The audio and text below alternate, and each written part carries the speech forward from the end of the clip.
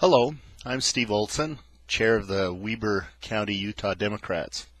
I'd like to talk a little bit today about an important subject for the upcoming election in 2012, the Great Recession. What caused it? What have we learned from it? And how can application of our Utah values lead the nation to recovery and a secure future for our children?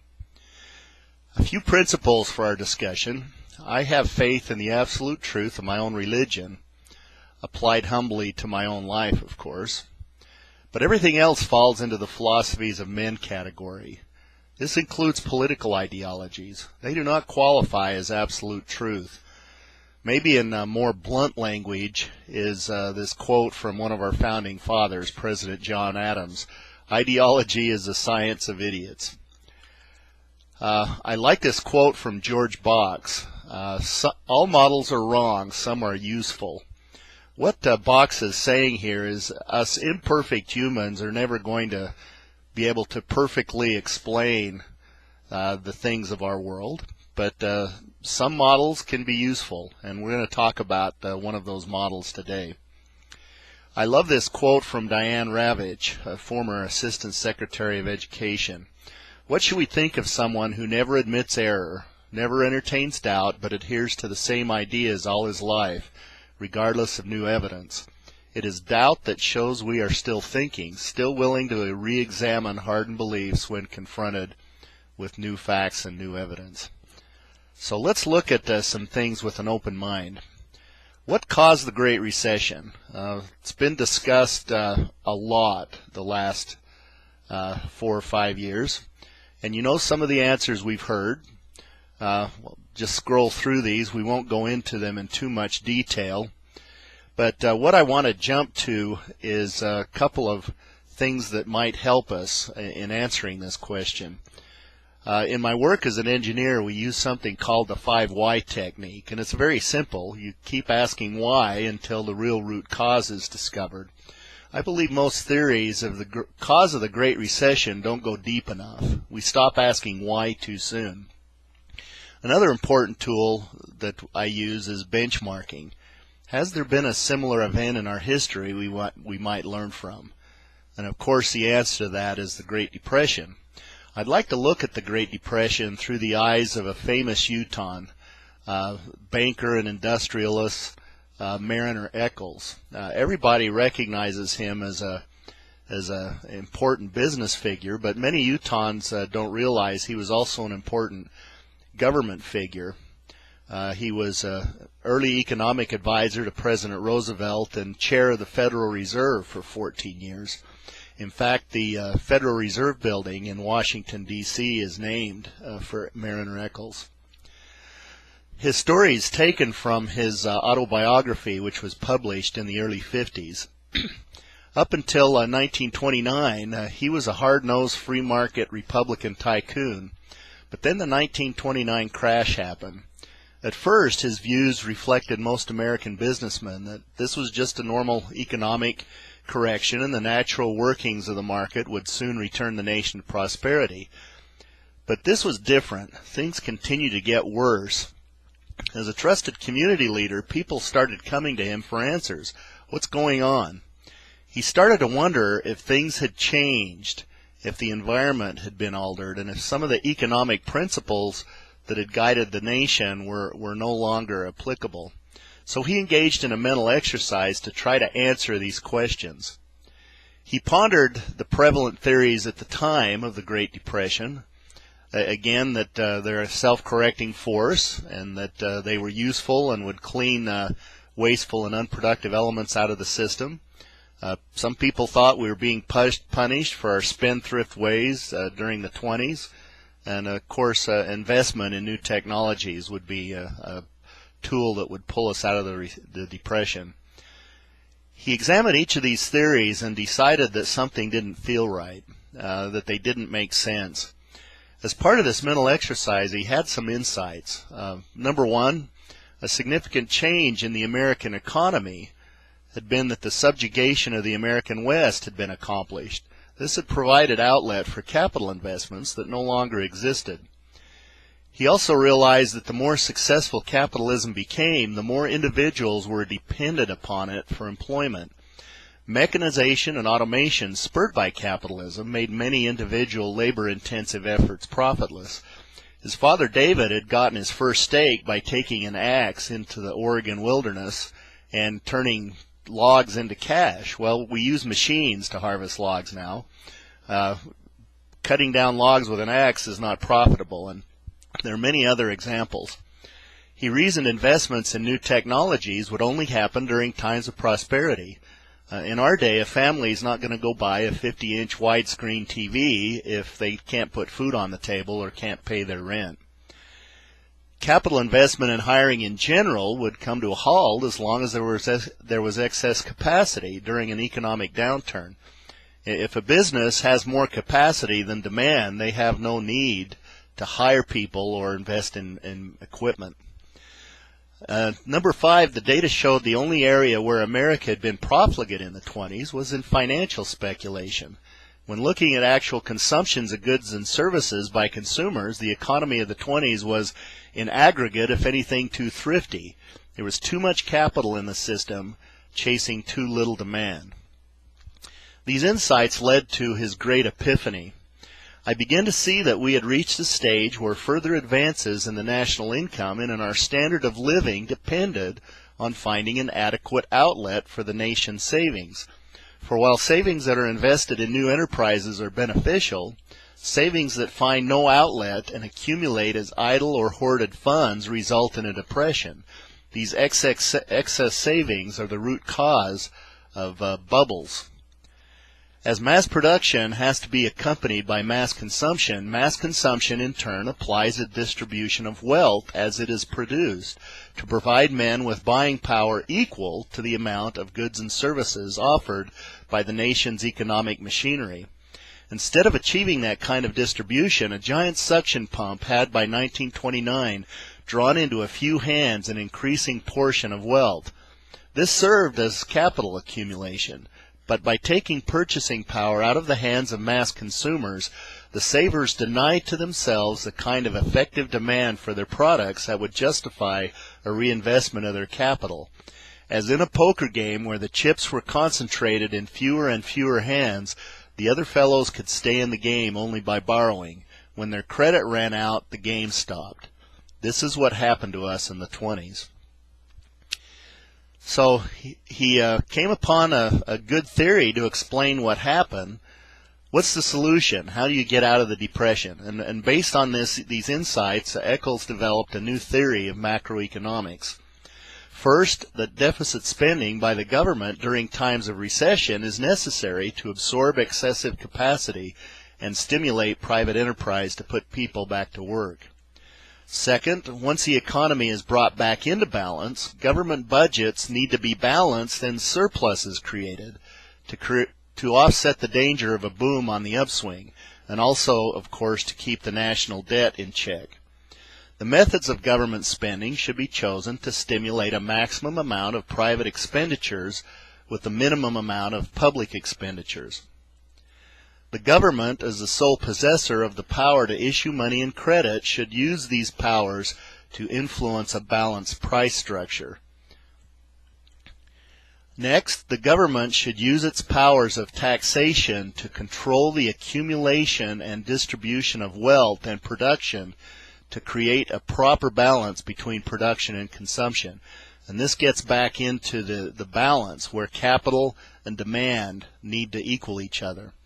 Lest you're thinking right now the socialism word, let's add the last two bullets. Government should never displace or compete with private activity, but it can put idle men, idle funds, idle productive facilities to work in socially useful ways. It can provide roads, bridges, and many other necessities of modern civilization that private enterprise does not and cannot be expected to provide, as Adam Smith noted. One thing that Eccles did during these few months is actually read The Wealth of Nations, Adam Smith's book on free markets, where he talks about the wealth-creating ability of free markets, but also warns us of the dangers and what governments need to do to work against those dangers of free markets. Last, according to the maxim of Adam Smith, they should be pursued according to the greater or lesser extent to which private activity absorbs the unemployed. From these personal reflections, he began to publicize his new insights in speeches to business groups. His prescriptions differed from other business leaders who were calling for lower taxes and reduced government spending to, quote, remove uncertainty, unquote. His message was simple. Business wasn't hiring not because of uncertainty, it was because they had no customers. The depression would end only when demand increased enough to absorb excess capacity. And when the customers were lined up out the door and they didn't have capacity to serve them, they would then hire and invest in new capacity.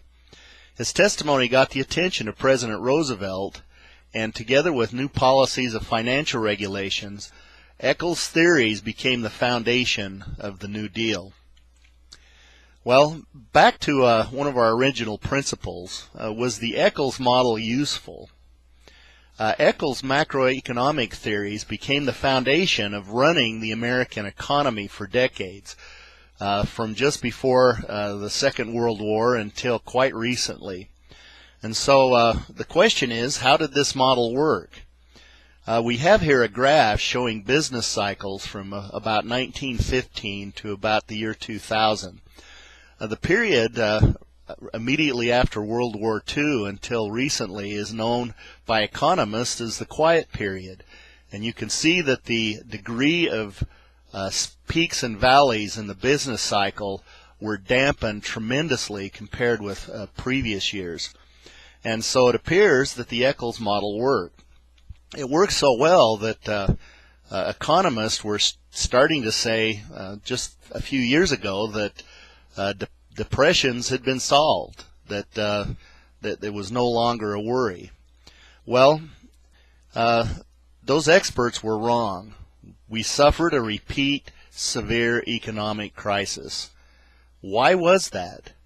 Was the Eccles model wrong, or do the events leading up to our own Great Recession fit the Eccles model and mimic the mistakes that we made that led to the Great Depression of 1929?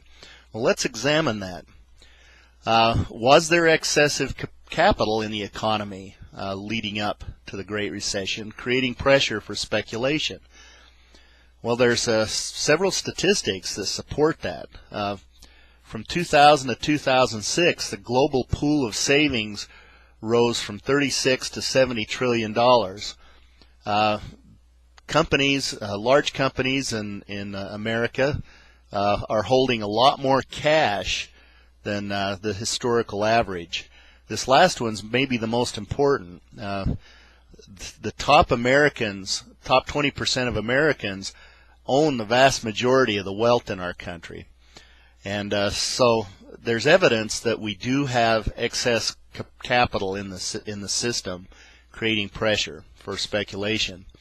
The second question, did the excess money in the system cause financial speculation and a market bubble?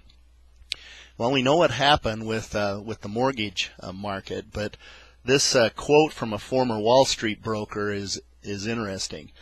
It was unbelievable. We almost couldn't produce enough mortgage-backed securities to keep the appetite of the investors happy.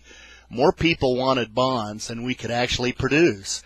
That was our difficult task, was trying to produce enough. From our standpoint, it's like there's this guy out there with a lot of money. We got to find a way to fill his appetite, and his appetite's massive. This is the end of the 5 why questioning here, by the way. A lot of things happened to create the crash in real estate, but the ultimate root cause was this giant pile of money that was dumped onto the mortgage market. And it cried for release, and so product was created. And as we know, a lot of that product was of very poor quality. But it's the thing that made it all possible was this giant pool of money. Is there evidence of a rise in income inequality? Well, there's quite a few statistics that support that, but I'd like to skip to a graph, because graphs are very easy to understand. This charts the share of the top 1% income share between 1913 and 2008. And you can see the peak around 1929 when the Great Recession hit. And during the Depression and World War II and during the decades of the 50s, 60s, and 70s, that share went down tremendously, and America became a more equal society. Well, you'll notice that around 1980 that the trend starts upward again. And is that a coincidence? What happened? Well, it started upward when we implemented supply-side economics. Our country made a conscious decision to transfer more of the nation's wealth to the wealthy. And that's when that curve started up again. And if you compare the two peaks, when we reached the level that we had been at in 1929, lo and behold, we had another economic crisis. Us engineers call that correlation. Why did it take 30 years for supply-side economics to cause the Great Recession? Well, Robert Reich has talked a lot about this, and I'm quoting from him here, but the main point is that Americans are resilient. We delayed the inevitable crash through three coping mechanisms. First, we sent our mothers into the workforce in record numbers, starting in the late 1970s. Second, we worked more hours than we had before. And I think anyone can see that the combination of these two factors was very stressful to our families, and as a cause of a lot of the stress that our families have had the last few decades. And finally, as everyone knows, we drew down our savings and we borrowed more. We stopped saving, we drew down our savings, and we went into debt. And again, going back to the Mariner Eccles poker game, despite all these coping mechanisms, eventually all the chips belonged to just a few people at the table, and when that happened, the game stopped. Conclusion is the events leading up to the Great Recession mirror the conditions leading up to the Great Depression. Mariner Eccles could have predicted our Great Recession, and many of his modern disciples did predict it. And of course, let's not forget the human side. A couple of scientists, Wilkinson and Pickett, did a study where they created an index of the health of a society. And you can see on the left-hand side of the graph the different things that are included in that index, just measuring the well-being of a society. And they discovered that a score on this index did not correlate to absolute wealth in a society in the advanced Western democracies. What they did correlate to was the degree of income inequality. And unfortunately, you can see where the USA lies. We had the greatest income inequality, and we scored the worst on this index of health and social problems. And so there's a human cost to this also. Let's briefly examine the alternative economic model, supply-side economics. In 1980, government policy was changed to purposely redistribute more of the nation's wealth to the wealthiest. We were promised the benefits would trickle down. After 30 years, conservative leaders are still preaching the same gospel. Let's just give a little more money to the wealthy, and the economy will grow so much that everyone will benefit. I have to ask the question, does the data fit that model? We've looked at all the statistics. Is it working the way that we were promised in 1980? When do we finally say enough is enough? Your model doesn't work. A few final thoughts. Everyone wants the government to be as efficient as small as possible, but effective at performing its necessary functions. But I have to ask, what's the most important question? How big should the government be? That is absolutely a critical question, and one that's gotten a lot of discussion the last few years. But what about the second question? Who controls our government? A Few final thoughts. The final why, I believe, in language that Utahns understand. The root cause of the Great Recession was the worship of money. Government policy for 30 years has favored the rich. Because of our shared values, Utahns understand better than anyone what happens to riches when we worship them. They are taken from us. Americans need to follow the lead of the Occupy movement, and we need to take the control of our government back from the money worshippers.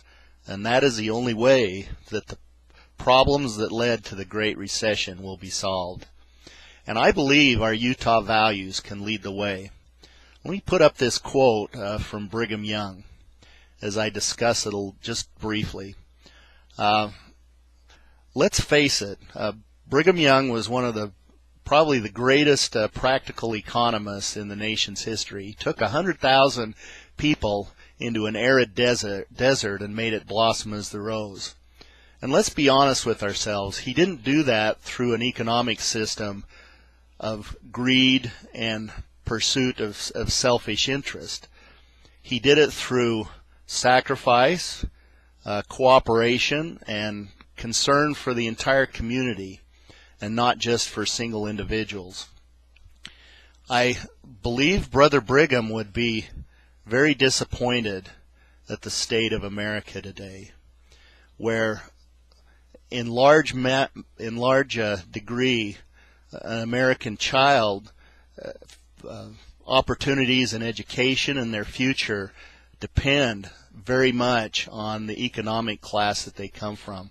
That's not what America is about, and I think that's not what the greatest generation fought and died for. And what we've been able to show through the Eccles model is not only is the current model unfair to our people, but it's actually destructive to the overall economy as a whole. I hope you'll join me in helping our fellow Utahns to return to their true values. I believe if we do, that we can lead the nation in making America work for all her citizens again. Thank you for your time. It's been discussed a lot the last 4 or 5 years, and you know some of the answers we've heard. Just scroll through these. We won't go into them in too much detail. But what I want to jump to is a couple of things that might help us in answering this question. In my work as an engineer, we use something called the 5 why technique. Hello, I'm Steve Olson, chair of the Weber County, Utah Democrats. I'd like to talk a little bit today about an important subject for the upcoming election in 2012, the Great Recession. What caused it? What have we learned from it? And how can application of our Utah values lead the nation to recovery and a secure future for our children? A few principles for our discussion. I have faith in the absolute truth of my own religion, applied humbly to my own life, of course. But everything else falls into the philosophies of men category. This includes political ideologies. They do not qualify as absolute truth. Maybe in more blunt language is this quote from one of our founding fathers, President John Adams: "Ideology is the science of idiots." I like this quote from George Box: "All models are wrong, some are useful." What Box is saying here is us imperfect humans are never going to be able to perfectly explain the things of our world, but some models can be useful, and we're going to talk about one of those models today. I love this quote from Diane Ravitch, a former Assistant Secretary of Education. "What should we think of someone who never admits error, never entertains doubt, but adheres to the same ideas all his life, regardless of new evidence? It is doubt that shows we are still thinking, still willing to re-examine hardened beliefs when confronted with new facts and new evidence." So let's look at some things with an open mind. What caused the Great Recession?